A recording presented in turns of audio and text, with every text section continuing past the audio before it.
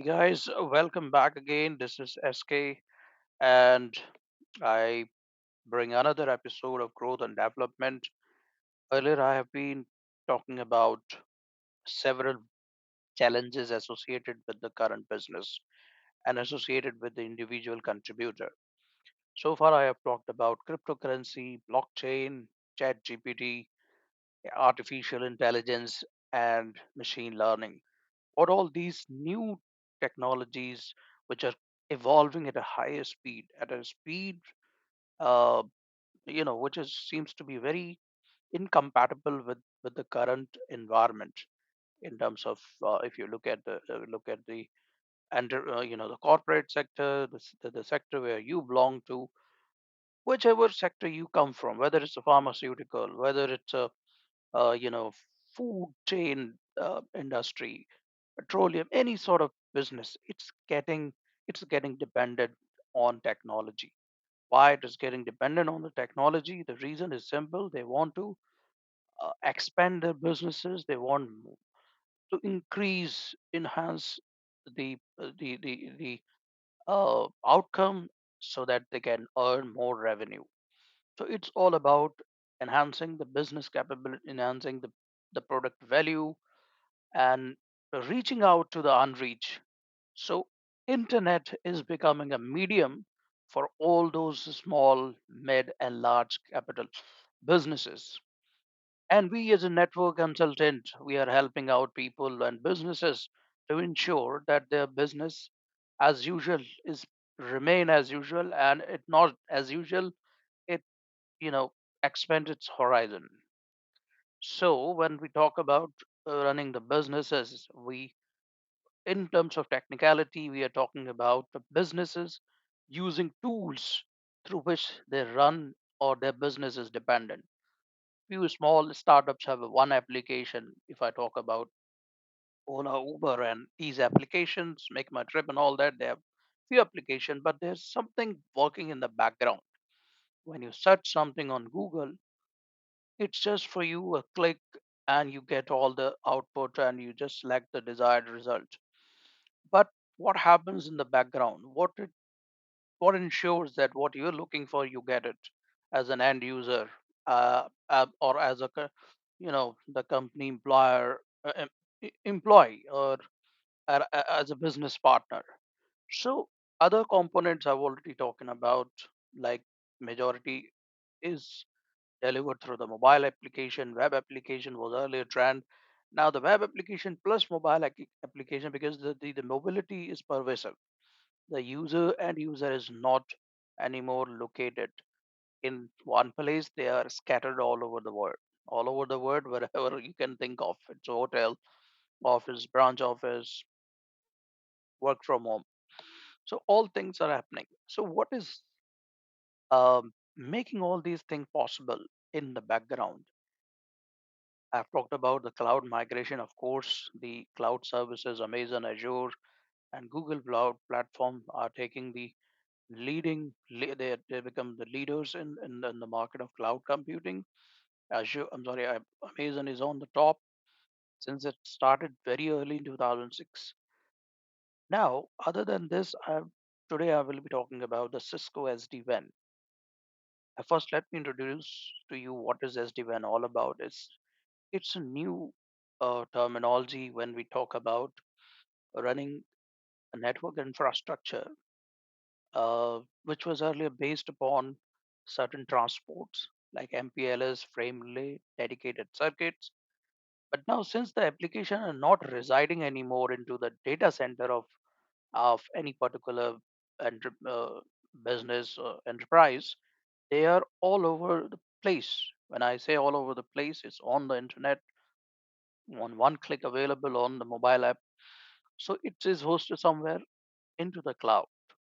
So user don't have to go to the data center there, or VPN is a new terminology. It's for you, but VPN is there for the last 2 decades. So that's what, some sort of VPN understanding, underlay, and all that stuff is being used, but in a very flavored way, wherein all management. All control is at one place, and flow of the end user data is at one place. So the control plane, when I say the control plane, management plane, data plane, orchestration, these were all used to reside in one hardware chassis. If people belong to Cisco, have an idea about the 4500 switches, catalyst switches, the control plane, management plane, data plane. In simple terminology, they were all part of one chassis. Now, once you take out the control plane, once you take out the control and make it centralized, it becomes very easy. It becomes software based.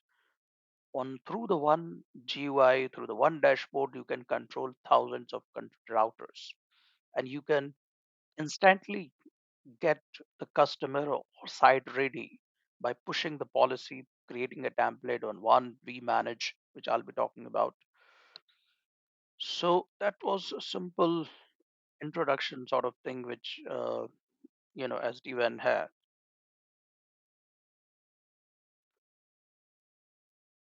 SD-WAN is a software-defined approach managing the WAN, Cisco SD-WAN. Why I'm talking about Cisco SD-WAN? Because Cisco SD-WAN is something, Cisco has monopoly in terms of, not monopoly is a negative term, but positively, if I talk about, they have a wonderful documentation. They have gained customers' confidence and users' confidence in terms of delivering network services, routing, switching. There's no match of Cisco. But there are other vendors also which are, leading in terms of providing SD-WAN services. SD-WAN is not kind of new WAN technology. You can understand this in that way that it's not going to replace MPLS, but it is giving you an alternative that along with MPLS you can run multiples other transport like internet, LTE, and you forget about the physical infrastructure. You once build the physical, on top of that you have overlay. So on IPsec tunnels, on overlay, you have the privilege to play with the traffic. You can play with the traffic based on your application requirement. What application requires what sort of latency, what sort of jitter. These are very technical dumb latencies with nothing that the time that takes, from the end user packet from one source to the destination, I would say.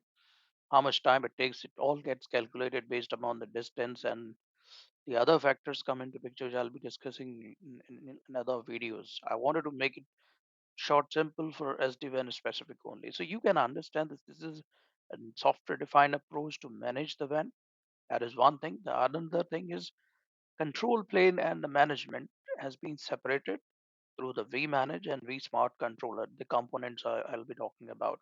And this is called zero touch provisioning because we have done something through the FQDN and serial number. We have embedded some sort of information into the card itself. The moment you power it on, it gets registered with the vbond orchestrator, it gets authenticated, then it takes all the policies from the vsmart controllers. It's all happens so rapidly, so instantly that it is called zero touch provisioning.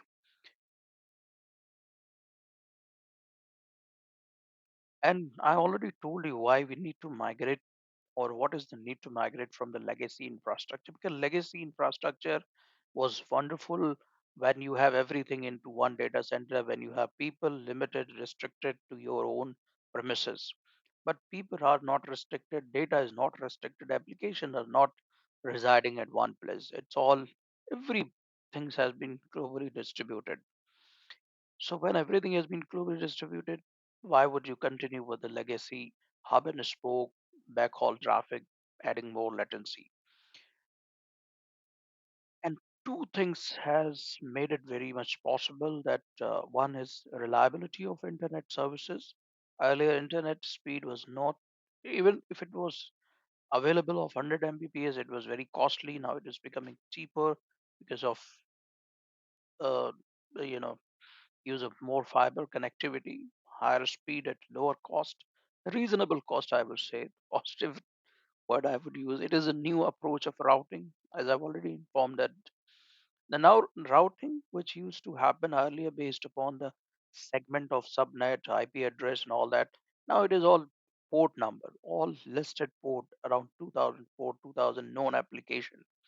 So it's all application based. Like you have a SaaS application, how you want to route the traffic of SaaS application, how you want to route the traffic for other application, HTTP application, how you want to route the traffic for applications which are less reliable, how you want to route the in-house traffic is still using the same MPLS. So all sort of feasibility, flexibility is there with new SD-WAN approach. So it is underlay physical environment with multiple uh, links, and on top of that, you have a flexibility to build overlay tunnels, which are also secure. I'll be talking about these are IPsec tunnels, which was there in VPN also. So we have used the previous. Nothing happens overnight. You only enhance what you have. If you have nothing, you can't do any enhancement. So evolution, enhancement, all happens when you have something in existence. Whether you talk about the human being, also. So that's what I talked about. This is 4500 catalyst switch. They have shown there's a soup card, line card, and all that stuff. The control plane, data plane used to reside. Even the management port was there in the single chassis. But now we have management through vManage. What advantages we are getting through the SD-WAN solution? We are definitely reducing the cost because we are not going to have costly MPLS link. Although MPLS assure the guarantee provides the 99.9% SLAs, but with multiple links with lesser cost, reasonable cost, you are becoming more relaxed, having multiple transport. The failure is 0%, redundancy is there, and you already have a single centralized cloud which can tell you anything about it. It ease of troubleshooting, ease of management, everything is becoming very user centric. Earlier used to go to troubleshoot for CLI, you go to CLI, run certain command. Now it's all available on the dashboard. Analytics tells you everything what is happening. Even if one tunnel goes down, you get to know on through the dashboard itself. You can customize the way you want. And configuration is also very simple. Suppose you have 10 new sites coming in and you don't have to worry. You just ask somebody to switch on and connect it, terminate the link, and you do everything from the centralized Vmanage. How it happens, that also we'll be talking about. As I talked about, detailed reporting is also available when performance, business analytics, bandwidth forecasting, application aware routing. We already discussed secure data and control plane operation. All data that travels on overlay. These are the security tunnel, the IPsec tunnel. So that sort of security is also given, and also few vendors are giving the modules, zone-based firewalls along with the SD-WAN box, SD-WAN CP box I'm talking about, and even the application firewalls are also available if you want to directly route the internet traffic from one of your branch through DIA. Okay, now let's focus on what all components are there in any SD-WAN solution, irrespective of Viptela, Citrix, and all. There has to be one controller. Yes, in Viptela it's called vSmart controller. The main part is the vBond orchestrator. It ensures and facilitates the discovery of vSmart controller to V edges, which are on the right hand side. So, I mean, this part on the right hand side, you have a branch router, then you have edge router from the provider, and another location. Then you have on the left hand side the Viptela, vManage, vSmart, vBond, and the another server. So, how you ensure the connectivity? Connectivity is through physically. You have to do it like you used to do earlier. But the one thing that is going to happen here, the moment you turn on the V edge, it will first contact to the V bond for authentication. and it also get to know about the vSmart controller. Between vSmart and vEdge, there is a DTLS tunnel established, and how these branches come to know about each other through the protocol they call overlay management protocol, which is responsible for establishing the connectivity between edge devices. But the trick is that this edge need not to go to this edge directly. It has to go through each smart controller itself. It will tell how you reach there. You don't have to do any configuration manually on the edge devices. It's all done on the smart through the templates. And this is the all complete Viptela fabric is connected to OMP protocols. And on the LAN, you would continue using whatever you were using, OSP or VIG, but the BGP is not possible. Why BGP is not possible? The BGP has its own attributes for selecting the path and all that. Here, OMP plays an important role, how you route the traffic. Components we have already talked about: data plane, control plane, management plane, and orchestration plane. I want to keep it a little bit short, because people have started watching short videos, so they don't like lengthy videos these days. But if in case you are interested, you are most welcome to log on to my channel. You will see 1 hour videos as well over there. There I'd show you how you can configure on GNS3 these edge routers. Everything is available on Google. You can download these images free of cost. You can run on the VMware, EVNG. There's a new tool. There's a new practical tool, and also we have GNS3 can also run these images, and you can set up your own Viptela fabric and try to uh, configure vSmart controller. And through the vSmart controller, you can do all sort of practical how the templates gets created, how the OMP gets created, how you do the troubleshooting through the V analytics and all that. So, what is the conclusion over here of SD-WAN? It's a wonderful solution for the large enterprises, of course, which would have many branches, many customers. So, it's a good uh, solution from business expansion perspective. Gives you more flexibility, agility, and faster deployment that we have already talked about. And legacy way of backhauling traffic not required anymore. As I said, if you want to go to uh, these days, people, the customers are, I mean, the enterprise are using SaaS application. No more Outlook, Exchange, and all that. They're all Office 365. So, in order to route the traffic for Office 365 to Azure Cloud, you don't have to go to your data center firewall for getting security checks done. You have a direct internet access. The Cisco provides on-base firewall. Multiple other solutions also. Zscaler is also giving the sort of cloud security. Even the Microsoft has a web application firewall. So security concerns are very well addressed with this solution.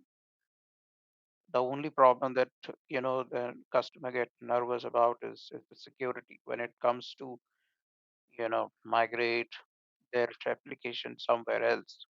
They become concerned about security. Security, the integrity, and then all these been taken care through this solution. So wonderful solution. Try it out. Get in touch with us if you want to get more idea on it. So here's the link to my group channel and my LinkedIn profile. Get in touch and do write an email if you have other question. Thank you so much for watching, and thank you so much for patiently listening to me. I'll see you next in my another video on how to develop an application from the scratch. Take care. Bye.